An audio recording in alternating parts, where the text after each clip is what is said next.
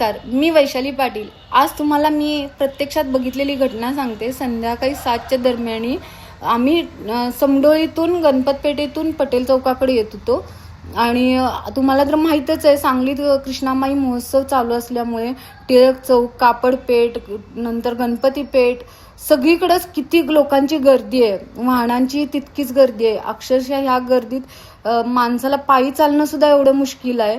अशा या गर्दीत पटेल चौकातून एक 4 व्हीलर येते।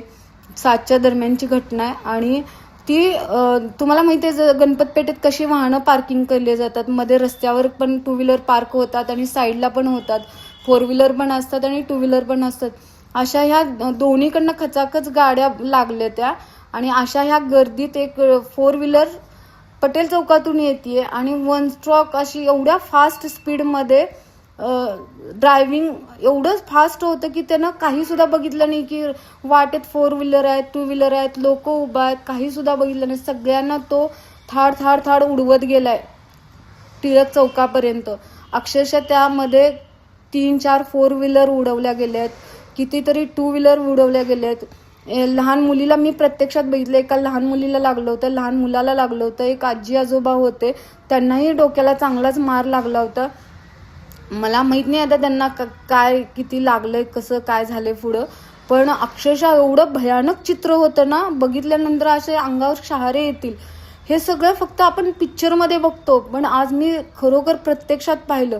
मला विश्वास बसत नाही की हे असं पण खरोखर होऊ शकतं म्हणून, किंवा लोक करतात काय। ह्या गोष्टीला म्हणावं, खरंच कळायचं बंद झालं की अक्षरशः डोळ्यांनी बघते मी की तो एवढा फास्ट गाडी घेऊन चाललाय गणपतपेठेतून की आपण पायी पायी जाताना सुद्धा एवढ्या फास्ट जाणार नाही। तिथं हा माणूस एवढ्या छोट्या रस्त्यावर, एवढं तिथं लोकांची गर्दी आहे, एवढ्या गाड्यांची गर्दी आहे, अशा ठिकाणी तो एवढ्या फास्टमध्ये गाडी नेतो। ती पण 7 सीटर त्याची गाडी होती आणि एवढ्या फास्ट त्याला काही पडलं नाही। लोक त्याच्या गाडी पुढे आले आहेत किंवा वाहनं आले आहेत, त्या सगळ्यांना तो उडवत चालला आहे।